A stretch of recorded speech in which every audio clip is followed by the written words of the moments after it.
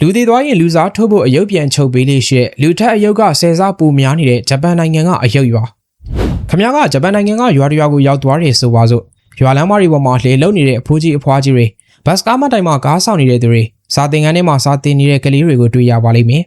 ဒါပေမဲ့ထူးဆန်းတာကသူတို့ကဘယ်သူမှမလှုပ်ရှားကြပါဘူးသူတို့ကစကားလေးမပြောပါဘူးအသက်လည်းမရှိပါဘူးတေချာသွားကြည့်လိုက်မှခမရသိလိုက်ရတာကအဲ့ဒီလူတွေအားလုံးဟာဂွန်းတွေအဝိစားတွေနဲ့ချုပ်လုပ်ထားတဲ့အယုတ်တွေဖြစ်နေတာပါပဲဒါကတော့လူဦးရေ20ကျော်လောက်သာရှိပြီးအယုတ်ပေါင်း300ကျော်နေထိုင်နေတဲ့ဂျပန်နိုင်ငံကနာဂူရူဆိုတဲ့ရွာလေးပဲဖြစ်ပါတယ်ဒီရွာလေးဟာဂျပန်နိုင်ငံရှီကိုဂူကျွန်းရဲ့တောင်ကြားထဲမှာရှိပါတယ်ရွာတွေကိုဝင်လိုက်တာနဲ့ခမည်းချက်ချင်းခံစားရမှာကငါ့ကိုလူတယောက်ကကြည့်နေတယ်လို့ပဲဆိုတဲ့စိတ်ပ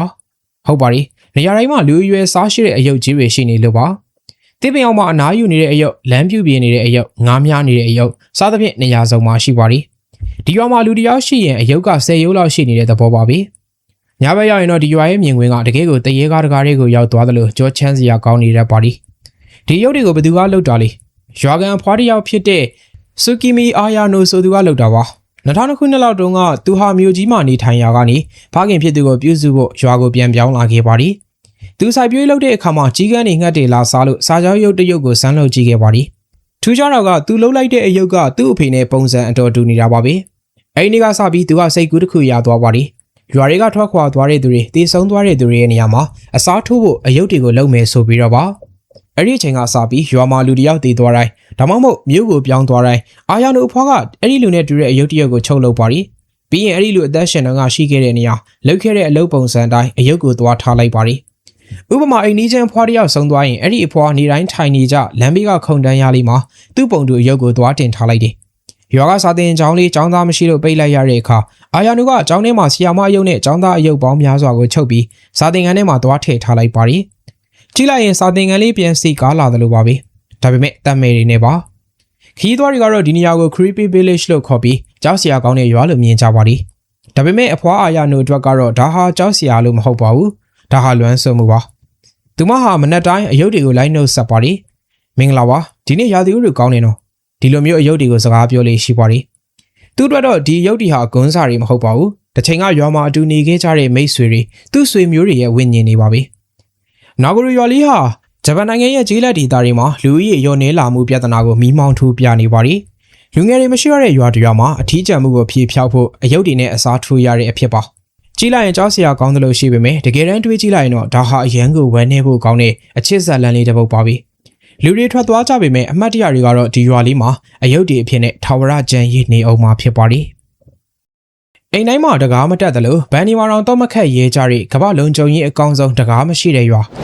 ခမရတို့အိမ်ကအပြင်သွားမယ်ဆိုရင်ဘာလုပ်ကြသလဲတကားပိတ်မယ်တော့ခတ်မယ်တော့တေချာမချပြန်စစ်ကြမယ်ဒါပေမဲ့ကမ္ဘာပေါ်မှာရှိတဲ့ရွာတရွာမှာတော့အိမ်ဒီမှာတကားဆိုတာလုံးဝမရှိပါဘူးတစ်သားတကားတန်မန်းတကားဘာမှမရှိပါဘူးအိမ်ဘောဝဟောင်းလောင်းကြီးနဲ့နေကြတာပါအိမ်ရှင်တွေခရီးထွက်သွားရင်တော့ဒီအိမ်ကိုဒီတိုင်းဟောင်းလောင်းဖွင့်ထားခဲ့ကြပါလိတခိုးတွေကဒီရွာကပစ္စည်းကိုခိုးလိုက်တာနဲ့ချက်ချင်းမျက်စိကန်သွားတတ်လို့ပါပဲ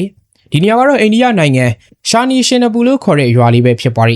ဒီရွာလေးကအိန္ဒိယနိုင်ငံမဟာရာထာပြည်နယ်မှာရှိပါလိရွာတွေကိုဝင်ကြည့်လိုက်ရင်အင်ဂျီ4000လောက်ရှိပေမဲ့ဘယ်အိမ်မှတကယ်ရွက်တက်ထားတာမတွေ့ရပါဘူးတကပောင်ပဲရှိပါလိလူတွေကကိုယ့်အိမ်ကိုဘသူဝင်ဘသူထွက်ဂယုမဆိုင်ပါဘူးညဘက်အိမ်လည်းဒီတိုင်းဟောင်းလောင်းအေးကြတာပါသူတို့ရဲ့ယုံကြည်ချက်ကတော့ငါတို့အိမ်ကိုတကားတောင်တက်စီရမလို့ဖခင်ကစောင်းရှောက်နေတယ်ဆိုတာပါပ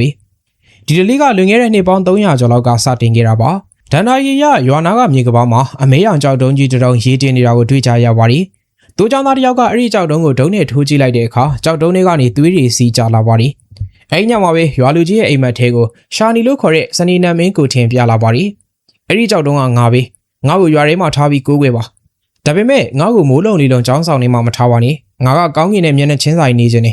ငါ့ဘောမှာအမိုးကမရှိသလိုမင်းတို့အိမ်ဒီမှာလေးတကားမတက်ပါနဲ့မင်းတို့ရွာကိုငါကိုယ်တိုင်စောင့်ရှောက်ပေးမယ်လို့မိန့်ကြားခဲ့ပါသည်အဲ့ဒီချိန်ကစပြီးရွာသူရွာသားတွေကအိမ်တကားကိုဖြုတ်ပစ်လိုက်ကြတာဒီနေ့အထိပါပဲဒီရွာမှာတခိုးခိုးနှုံက3.0နီးပါးပါပဲဒေသခံတွေရဲ့ပြောစကားအရတခါတော့ကတခိုးတယောက်ရွာတွေကပစ္စည်းကိုခိုးပြီးထွက်ပြေးဖို့ကြိုးစားပါသည်ဒါပေမဲ့ရွာချန်စီရုပ်ကိုကြော်လိုက်တာနဲ့ချက်ချင်းမျက်စိကန်းသွားခဲ့ကြတယ်လို့ဆိုပါသည်နောက်တစ်ယောက်ကတော့ခိုးပြီးထွက်ပြေးပေမဲ့လမ်းမရင်စိတ်ဖောက်ပြန်သွားခဲ့ပါသည်ရှာနီဖျားရဲ့အပြစ်ပေးမှုဟာ9နှစ်ခွဲကြာအောင်ကန်ဆိုးစေတယ်လို့ယုံကြည်ကြတဲ့အတွက်ဘယ်တစ်ခုမှဒီရွာကိုမဆန်းရဲကြပါဘူးဒီရွာရဲ့ထူးခြားဆုံးအရာကတော့2011ခုနှစ်မှာဖွင့်လှစ်ခဲ့တဲ့ UCO ဘဏ်ပါပဲဘဏ်ဆိုတာလုံခြုံရေးအရေးကြီးဆုံးနေရာလी ဒါပေမဲ့ဒီရွာရဲ့တလေးကိုလေးစားတဲ့အနေနဲ့ဒီဘန်ကွင်းမှာတော့ကလောက်လုံးဝမတက်ဆင်ထားပါဘူးဘန်ဝင်တကားကိုမှန်တကားချီနဲ့ပဲတတ်ထားပြီးတော့မခတ်ရပါဘူးဒါပေမဲ့ငွေတိုက်ခန်းကိုတော့စီးမြင့်ရ digital လော့နဲ့ပိတ်ထားရပါတယ်အပြင်တကားမကြီးကိုတော့မခတ်ပါဘူးဒါဟာကဘာပေါ်မှာတော့မခတ်တဲ့ပထမဆုံးဘန်အဖြစ်မှတ်တမ်းဝင်သွားပါတယ်ဆိုတော့ရဲစခန်းမှာလည်းအချုပ်ခန်းတကားမရှိပါဘူးခေတ်တွေဘယ်လောက်ပဲတိုးတက်နေပါစေရှာနီရှင်နယ်ဘူးရွာသားတွေကတော့သူတို့ရဲ့ယုံကြည်မှုတွေကိုလက်မလွတ်ကြပါဘူးယုံကြည်မှုဆိုတာတမ်မနီတကားတွေ CCTV တွေထပ်ပို့လုံးကြုံနေဆိုတာကိုဒီရွာလေးကတက်တည်ပြနေပါတယ်ခင်ဗျားရောအိမ်တကားမပိတ်ပဲတညလောက်အိမ်ရဲပါမလား